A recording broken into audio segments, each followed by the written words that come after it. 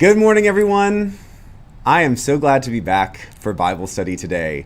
I have missed you all very much. I definitely wish that we could be in person here at the church, but as you know, we are still staying distant, which is a responsible thing. And so I appreciate that this technology has given us an opportunity to be together like this to kick off this school year.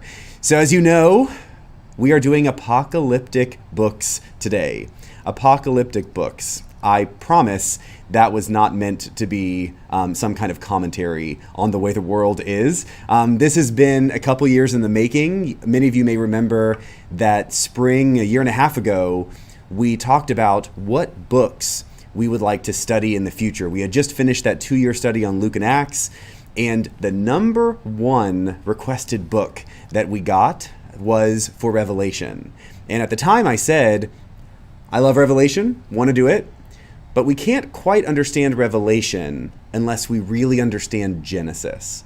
And so last year we started the first half of really another 2-year study on Genesis and Revelation. Well, as I got to preparing Revelation this summer, I realized that Revelation is a specific type of literature in the Bible, apocalyptic literature.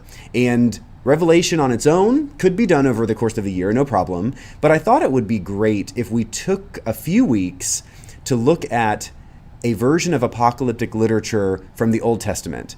And really the best, clearly the best, is in Daniel. And so we're going to be doing both Daniel and Revelation, Daniel for a few weeks, and then Revelation for most of the school year. And so I'm glad that you have joined me for this study. Before we kick in, just a few housekeeping tools. We are doing this live on 3 different platforms, and on those platforms, you're able to write in and make comments, and Meredith Rose, my EA, is going to be monitoring all of the comment threads as we go. And if you've got questions or comments that you'd like to get to me, then put them in the chat fields in whichever platform you're using, and Meredith will get them to me while we are doing this study. So no question is a dumb question. I like to hear them all. Thoughts are really appreciated. And if you don't want to make a comment or ask a question public on those chat fields, then know that you can always send Meredith an email separately or after class is over, and I'll be able to get those questions next week. And that gives us a chance to go deeper. I always like to say, if you have a question, lots of other people have the same question. So be brave, be courageous, ask those questions, and it will really help everyone go deeper in this study. Also, Meredith maintains a list of everyone interested in receiving emails about this class. It used to be that we would be able to tell you last-minute changes to our physical space. We're not going to be in the physical space for a while, but Meredith is going to be sending reminders at the beginning of each week about the upcoming study, just making sure you have all the links to the different platforms, knowing what chapters we will be studying. And so if you want to be on that email list and you have not gotten an email from Meredith in the last week or so, then please send her an email. You can visit our website, stmichael.org/RBS, which is Rector's Bible Study, and you can click on a link, send her a note, add your name and email to our list, and be notified about each study each week. You can also visit the Rector's Bible Study page, the RBS page on our website, and download a bookmark that has the schedule for all of the chapters for each of the weeks we're going to be studying this school year so that you can read ahead and come prepared. We love being prepared. Finally, we're going to kick off each week's study with a prayer for our community and our world. And so let's gather ourselves, take a deep breath. I'm very excited. Take a deep breath, start with a prayer, and really center ourselves for this study. Let us pray. Gracious God, we give you thanks. We give you thanks for bringing us together, for the gift of the technology that connects us even when we are physically distant. May this time be an inspiration for us. May we be able to put down all of the things that weigh on us, that hold us back, that cause us stress and anxiety. Can we put all of that down for the next hour and make space in our spirits for you to enter? God, we hope that we are granted the wisdom to help discern the way that you have worked in the world over generations, over centuries, and that as we study your sacred texts, we too can be inspired to be your hands and feet in the world you love, that through us we can bring light in the darkness and remind people that they are not alone. Gracious God, we ask that you put your healing touch upon all those in our community who need it most, those who are sick, those who are worried, those who may be near the end of their lives. May they all know your presence and feel your love. All this we ask in Jesus' name. Amen. Amen. All right, everyone, let's kick it off. So I always begin with this sort of a scope of the lesson. So today we're going to be looking specifically at the first chapter of the book of Daniel, but we've got a bit of context and background that we have to deal with in order to understand what's really going on in Daniel. So there are 4 sections to today's lesson. The first is a little bit on apocalyptic literature in general, specifically in the Bible. The second section is on the exile. Many of you have heard me talk about this before. We're going to do a little recap. Section 3 is the structure of the whole book of Daniel. So we kind of know what the forest is before we get into the trees. And then finally, we're going to look at the first chapter and identity. Identity matters. So apocalyptic literature, the exile, the structure of Daniel, the entire book, and chapter 1, identity matters. So let's get going with apocalyptic literature. Now, apocalyptic literature, apocalypse sounds quite intense, and especially when we are in the middle of a pandemic, might sound a little more intense than I mean for it to. Apocalypse, however, does not mean Armageddon, right? Apocalypse is not about just the end of the world. Over time, because of books like Daniel and especially Revelation, apocalyptic literature has been, I don't want to say misinterpreted, but almost kind of too easily made into just end of the world stuff, Armageddon stuff. That's not really what apocalyptic literature is about. Apocalypse in Greek actually means revelation. So Revelation, the book of Revelation, is really the apocalypse of John. Apocalypse, revelation, really means revealed or uncovered. So apocalypse means an uncovering or an unveiling or an unfolding of something not previously known, a revealing of something that people didn't understand or didn't know. That kind of revealing or unmasking or unveiling is really what apocalypse is all about. So what I want you to kind of hold in your mind as we deal with apocalyptic literature is that it's not just a prediction of the end times. It's really about uncovering something new. For many preachers and teachers, the end times can be just scary enough to motivate people to do things they wouldn't do otherwise. And not to say that people are maliciously manipulative, but maybe. And I don't want to be. I don't want us to feel manipulated by good, faithful people who wrote these stories, because the real reason they wrote these stories was to help people like you and me uncover something new. This is about doing something that hadn't been done before, about pointing to something that God was doing in the world right now that was going to change the world forever.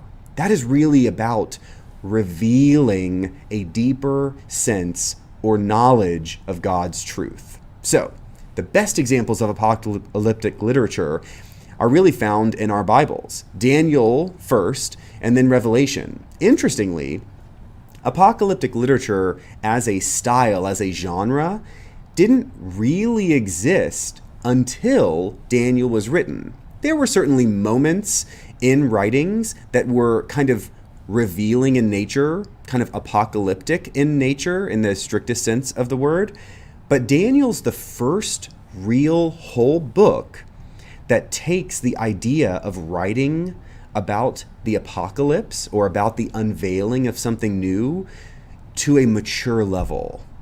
Daniel is ultimately what creates the genre, and then Revelation takes it another step up. So it's really interesting for us to look at both of these books together because, in a sense, Daniel is the precursor in style and in genre to what we know is the book of Revelation. So, as we transition from just general apocalyptic, to general apocalyptic, as we transition from general apocalyptic literature, it's very important for us to note that the genesis of this literature came from the Babylonian exile. So we're going to take just a couple minutes to remember the exile. For most of us, you've been with me long enough to have heard me talk about the exile, but a little recap won't hurt. So the exile, I'm not talking about an exile, but the exile, capital E, is when the Israelite culture was really cut off at the neck and taken away from the nation of Israel. So let's put this in just a little bit of historic context. The Israelites were enslaved in Egypt, taken out of Egypt by Moses, brought into the promised land by Joshua.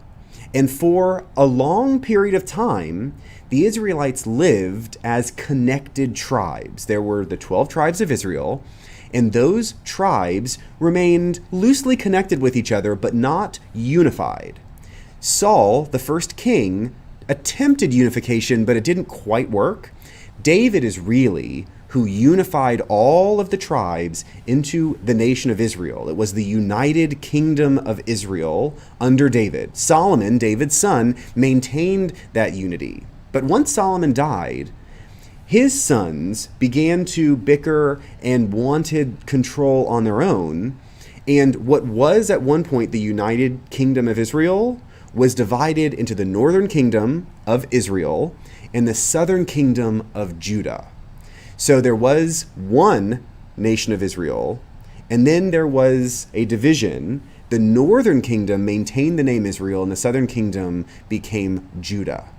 Fast forward a few generations, and the kings and the kingdoms began to devolve.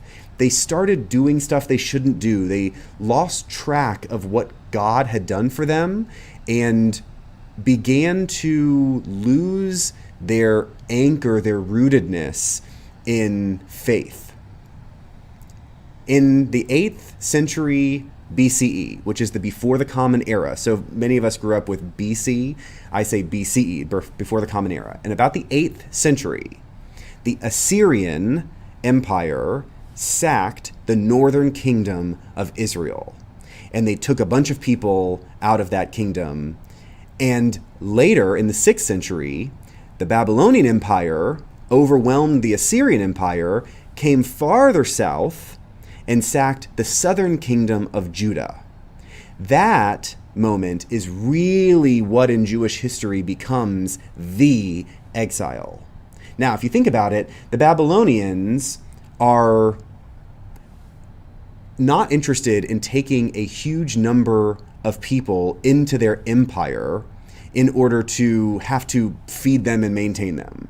What they want to do is weaken the Israelite nation. And so what they do is they take the cultural leaders of the southern kingdom of Judah up into Babylon. They effectively decapitate the culture.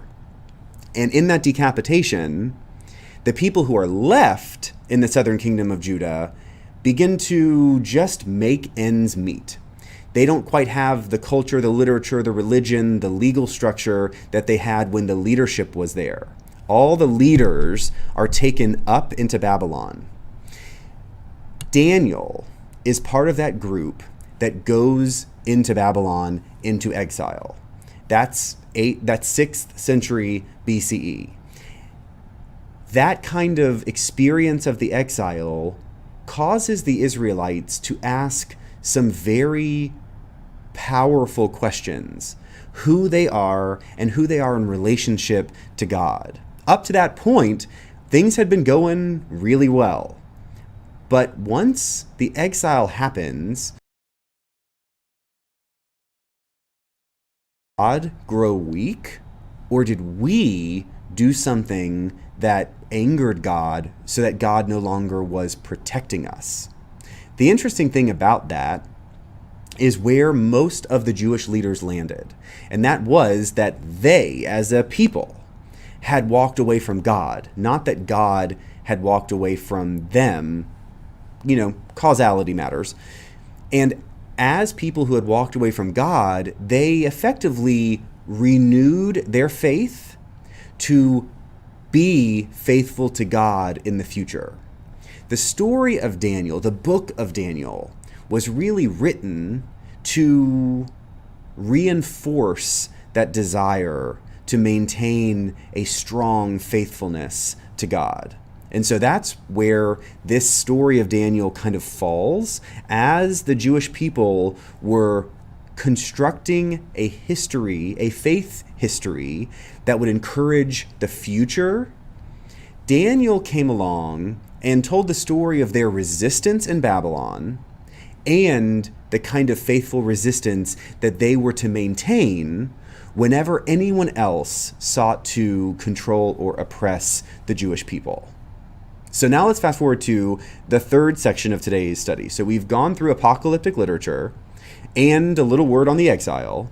Now let's look at the structure of the book of Daniel itself. Now, I've heard that we are frozen as a video. I'm going to try and see if I might kind of do a little troubleshooting real fast. Give me 1 second.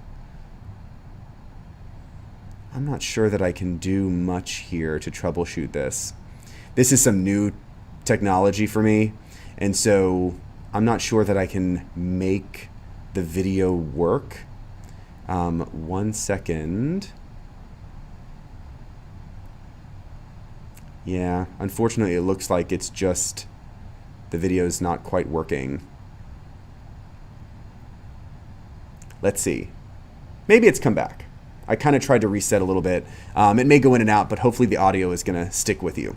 So, section 3, the structure of the book of Daniel itself. Now, I just hinted at what Daniel is really all about. Daniel is addressing two.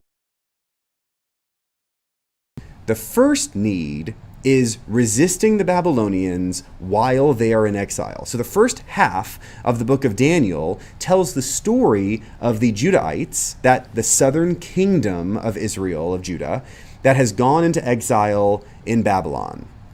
Now, we sort of covered the Babylonian exile, but I want to extend what's going on in this region. Now, many of you know that this region in the Middle East is just fraught with turnovers and power grabs and all that sort of stuff. And so, unfortunately, this first section of Daniel hints at that kind of turnover. So the Babylonians overtook the Assyrians and went and pulled members of the southern kingdom of Judah into exile in Babylon. That lasted for about 60 years. But around 539 BCE, the Babylonians were overcome and defeated by the Persians. The Persians, under King Cyrus, didn't want the Israelites.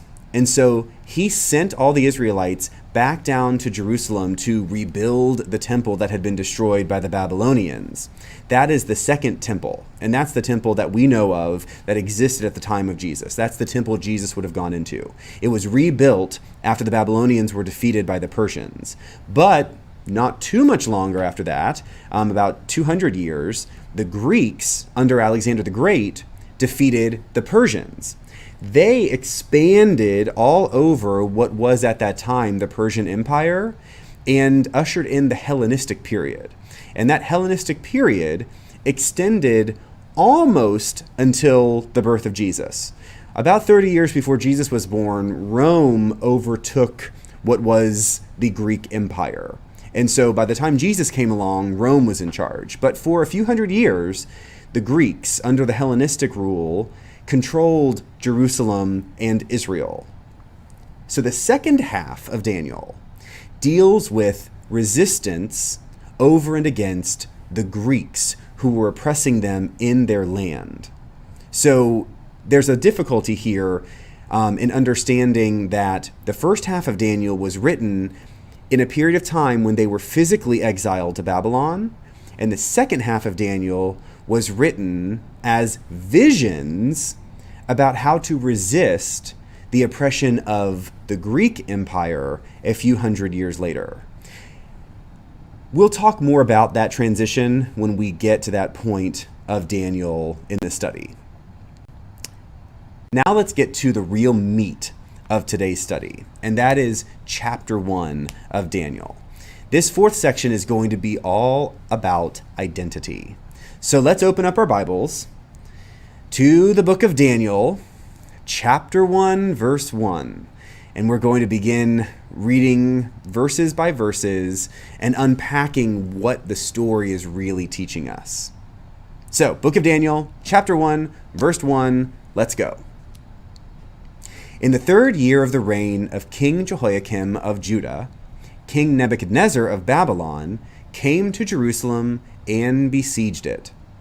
The Lord let King Jehoiakim of Judah fall into his power, as well as some of the vessels of the house of God. We'll pause there, just the first 2 verses. So we've gone through the history of the kingdom period, right? Northern kingdom of Israel, southern kingdom of Judah. What we see in these first 2 verses is very clearly saying that King Jehoiakim, the last king of the southern kingdom of Judah, was overwhelmed by King Nebuchadnezzar of Babylon. An interesting note here in verse 2. The Lord let King Jehoiakim of Judah fall under the power of Nebuchadnezzar. That is critically important for us to understand. The way that this book was written reveals what the Jewish leaders began to understand about the exile. The Lord let the king of Judah fall to the king of Babylon. That means that Yahweh, God, is not weak, but that Yahweh allowed Israel to fall. This is critically important for us to understand the ancient world.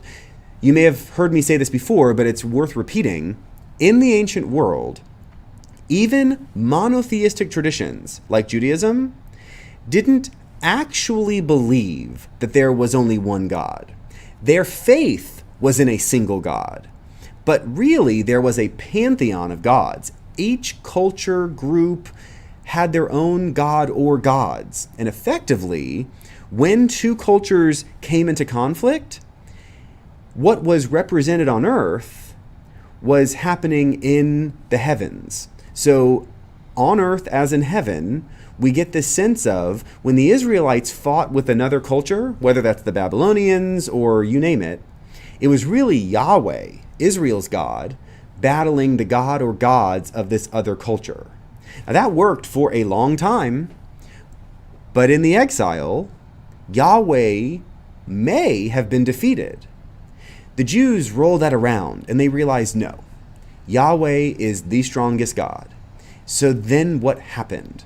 Well, what happened is that Yahweh allowed the king of Judah to fall to the king of Babylon.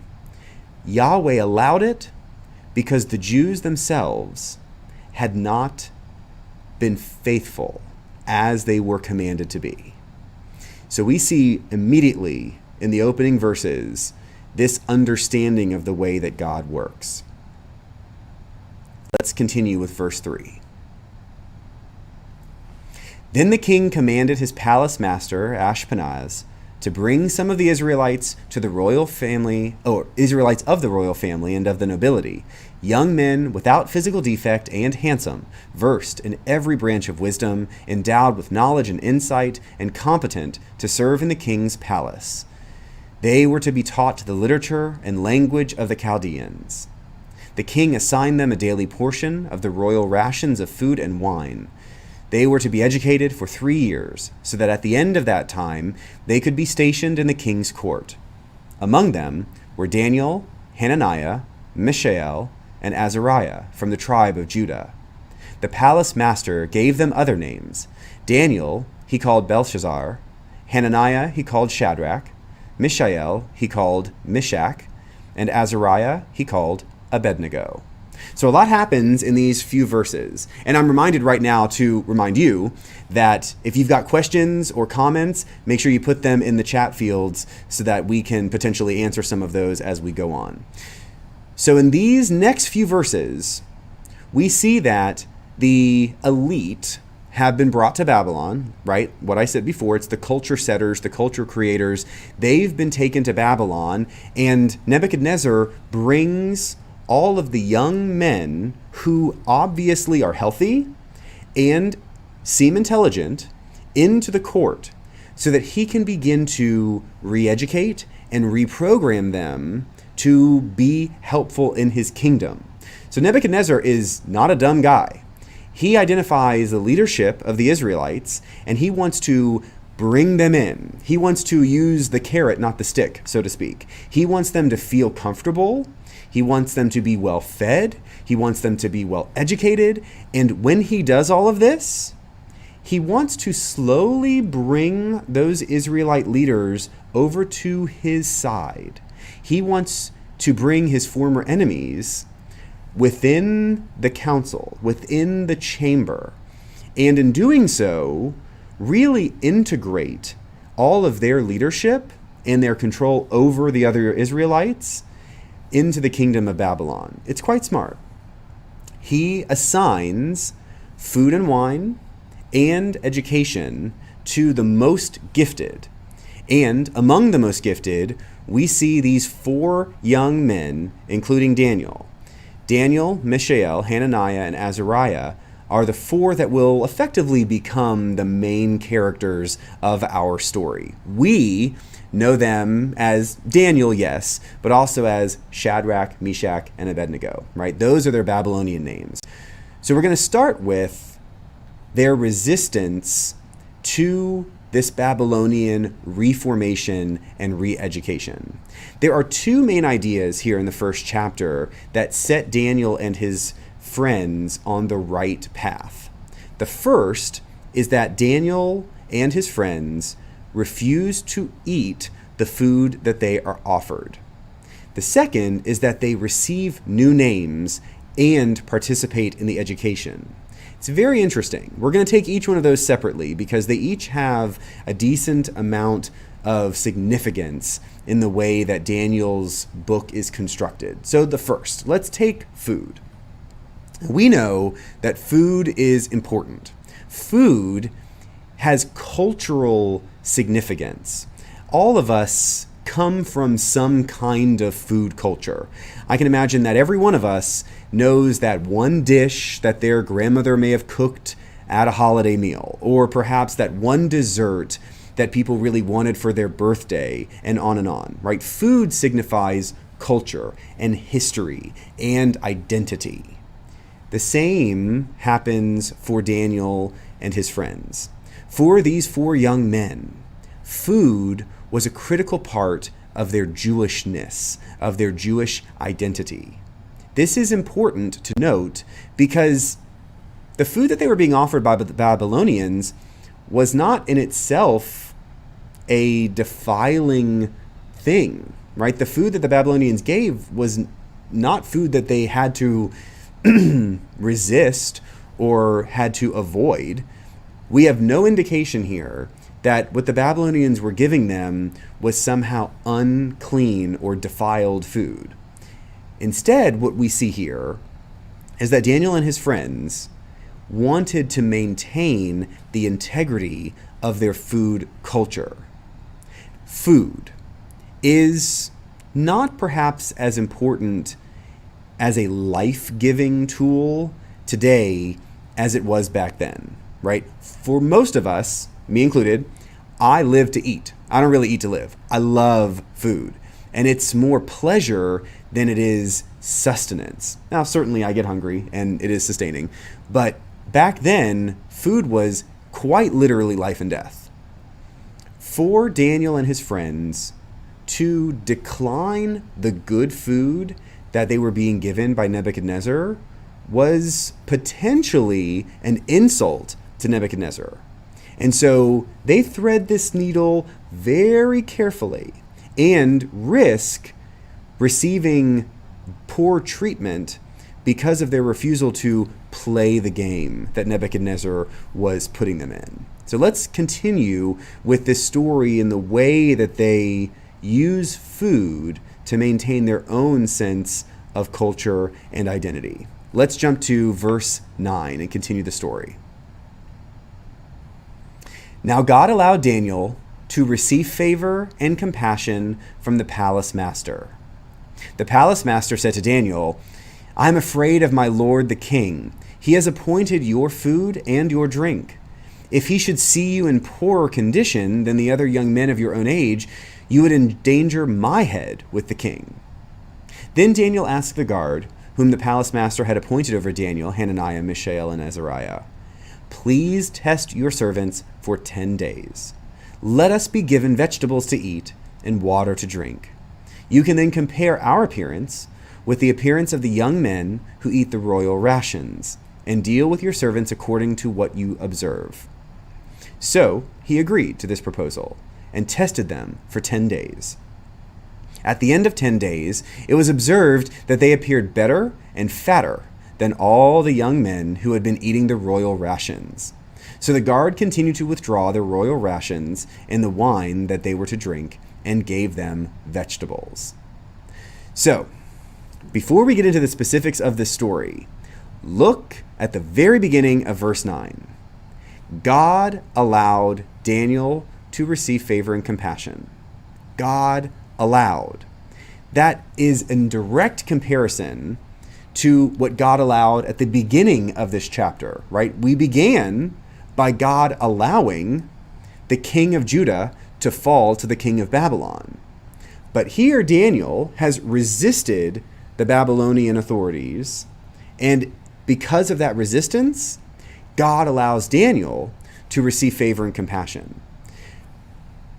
The Jewish people in the southern kingdom of Judah weren't doing the right things, weren't being faithful to God, and it's their lack of faith when they went off the rails that allowed God, or that gave God the reason to allow Nebuchadnezzar of Babylon to overtake them. But here we have these 4 young men who have gone into exile in the Babylonian king's court, and they are refusing to play along with everything that the king wants them to do because of their faithfulness. And so God blesses Daniel with favor and compassion because he is doing the right thing.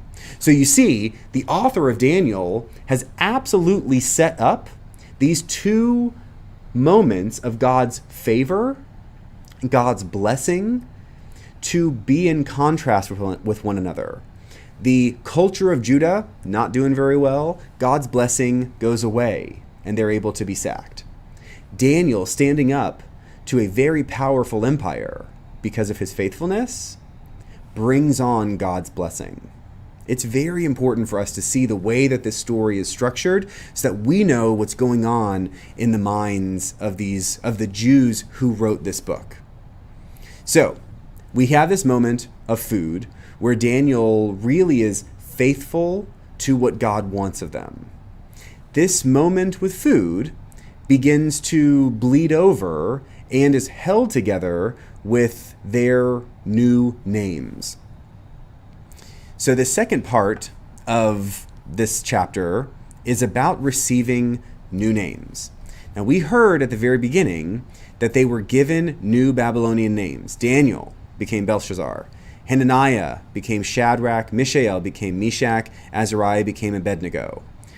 Those Babylonian names have a lot to do with identity as well. Daniel and his friends are accepting those names and going through some re-education in order to be wise enough to resist the Babylonians from the inside. So look at verse 17.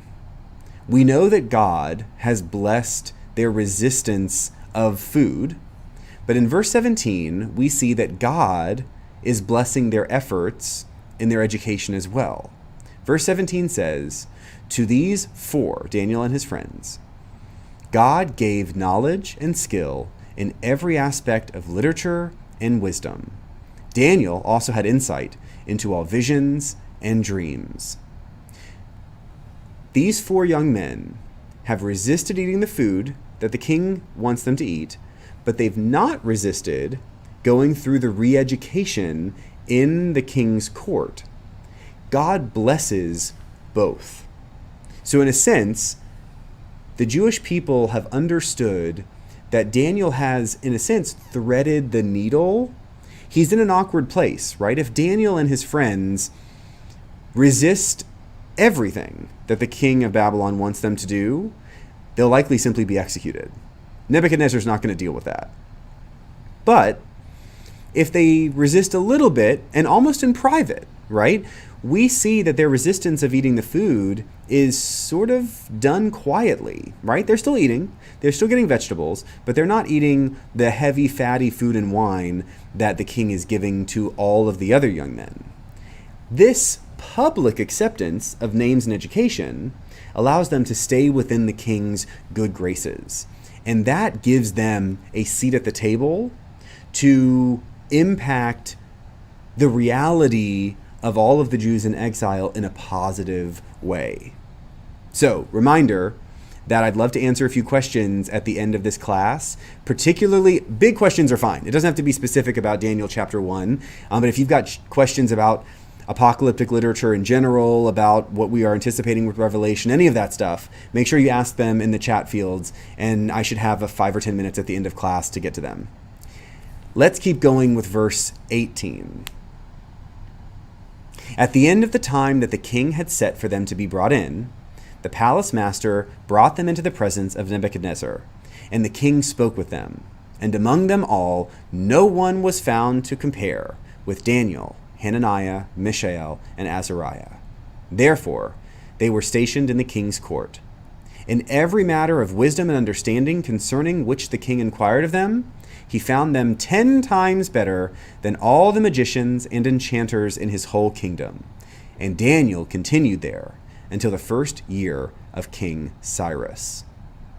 The end of chapter 1 creates a bookend of sorts between the opening verses and the closing verses. Daniel and his friends, Hananiah, Mishael, and Azariah, are resisting the Babylonian influence in some ways and playing along in others. What we see at the end here of chapter 1 is that they've been blessed by God to have 10 times the power and authority as the magicians and enchanters in Nebuchadnezzar's kingdom. And the very last verse says, Daniel continued there until the first year of King Cyrus. Now, if we remember back to the way that this is structured, the Babylonians sacked the southern kingdom of Judah, took the leaders of the kingdom up into exile in Babylon, and it was 60 years later that Persia overtook Babylon. And King Cyrus of Persia freed the Israelites and gave them resources to go back to Jerusalem and rebuild their temple. Daniel continued in the Babylonian king's court until Cyrus arrived. So for 60 years, Daniel was present in the court as an advisor, as a guide to the kings of Babylon. Nebuchadnezzar didn't live that long. Nebuchadnezzar came and went, and there were multiple other kings in Babylon, and Daniel stayed at the table with influence over those Babylonian kings. This is a powerful moment. Daniel, through his faithfulness, through his wisdom, through his shrewd ability to thread the needle, was blessed with the ability to remain influential. And his influence, as we will see throughout the rest of the book of Daniel, helped his people, helped the Israelites in their exile to be in a better situation than they would have otherwise. Now, I will say that what we will find in the book of Daniel is not that their situation was great. They weren't as well off as they would have been had they stayed in Israel, but it could have been much worse. And Daniel's influence and presence is what helps make their situation as good as it can be while they are in exile. All right, that brings us to the end of chapter 1. Now, I don't see any questions yet from the group, and so I'll give it a minute to see if we can get some questions going so I can speak a bit more to what you all wonder. Let me see. As we wait for some more questions, maybe I'll speak for a few minutes on what we can expect this year. Apocalyptic literature, in general, Daniel and Revelation specifically, offer a vision of hope for a world that can seem scary and can seem kind of hopeless. Even though we hadn't planned for this to happen during a pandemic, I think that we have a very unique opportunity this year to wrestle with the ideas presented in apocalyptic literature like Daniel and Revelation in a very personal way.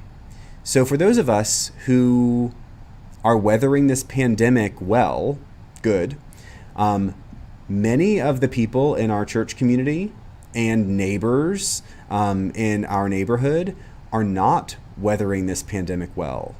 There are people who are stressed and anxious, people who have trouble sleeping, people who are worried, people who are afraid of the virus, people who are concerned with what they see in a social sense in our world, some of the upheavals. That kind of constant hum of fear and stress can begin to weigh us down and wear us out. Apocalyptic literature is meant to take all of that stress and anxiety and hold it.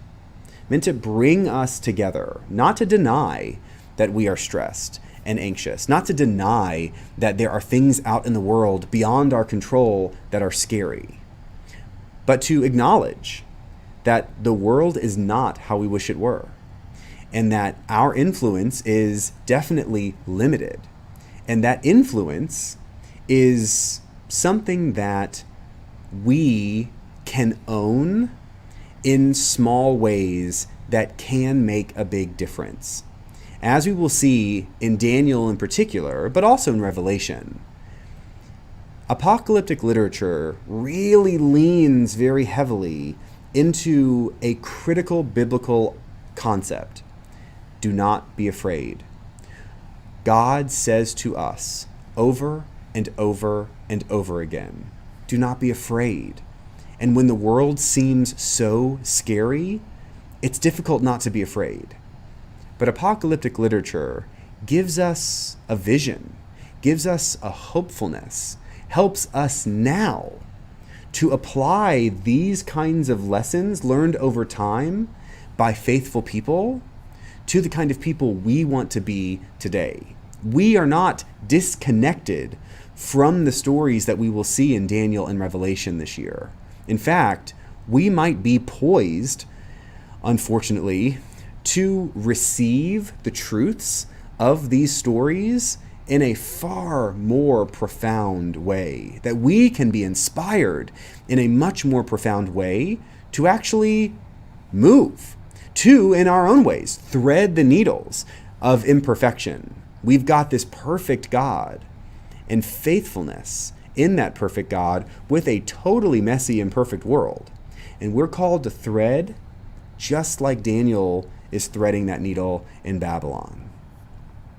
Now, we've got a few questions that have popped up here. Carolyn writes, what's the song about Shadrach, Meshach, and Abednego? So do you know, I can't really sing that song for you right now, but I considered playing a clip from VeggieTales about Shadrach, Meshach, and Abednego, and we may do that. I may tee that up at some point in the future because it's just kind of great.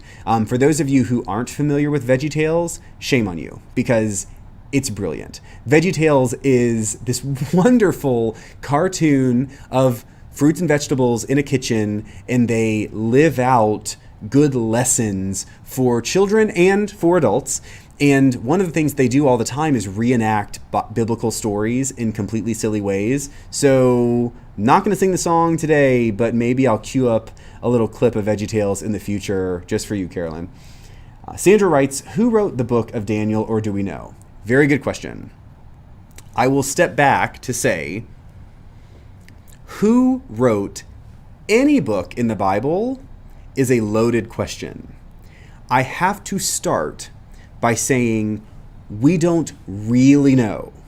Now that I have said that, that's the caveat, there are ways to try and figure that out and to come to consensus around who wrote certain books. So, as I noted at the beginning, Daniel straddles a huge amount of time.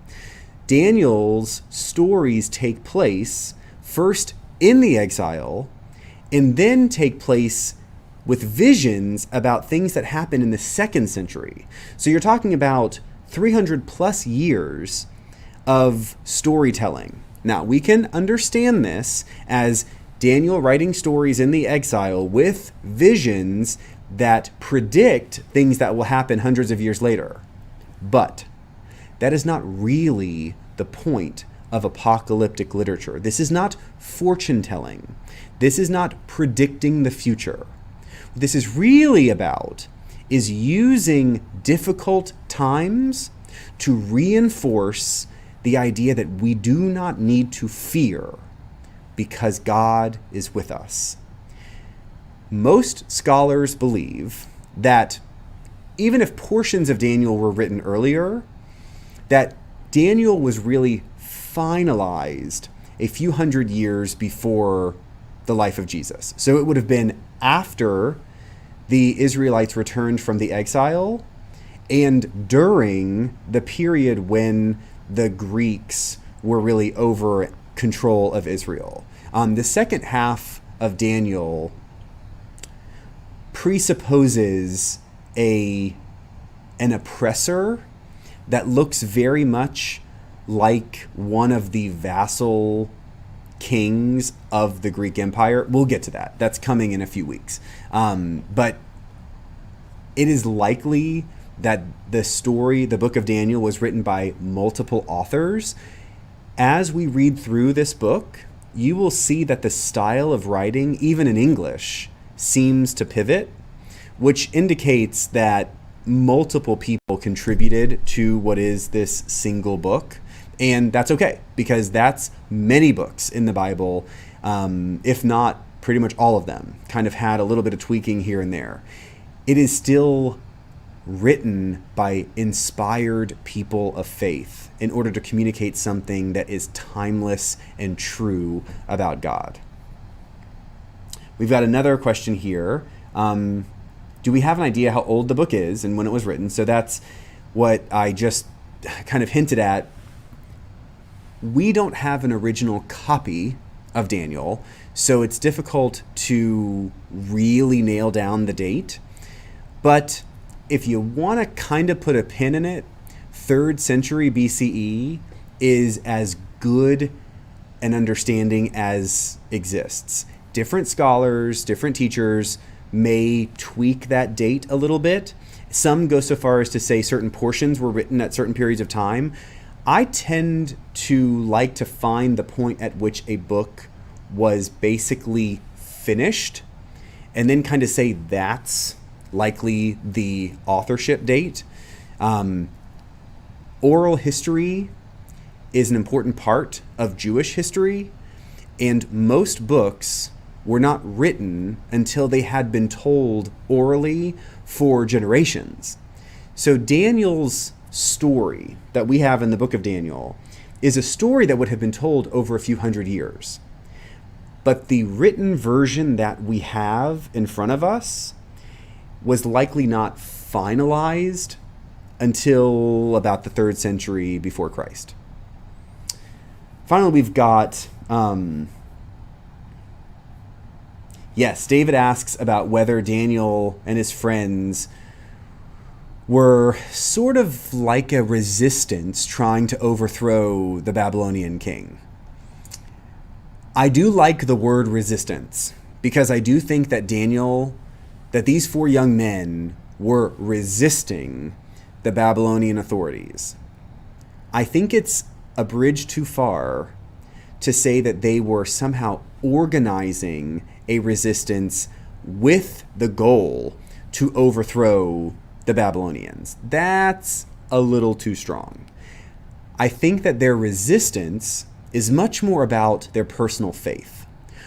What we will see in these next few chapters, the first half of Daniel, is that these four young men show multiple times that when put in a difficult position, they remain faithful to God, that they remain centered on God, that they do not let the fear or the pain that they may experience guide their decision-making and their actions.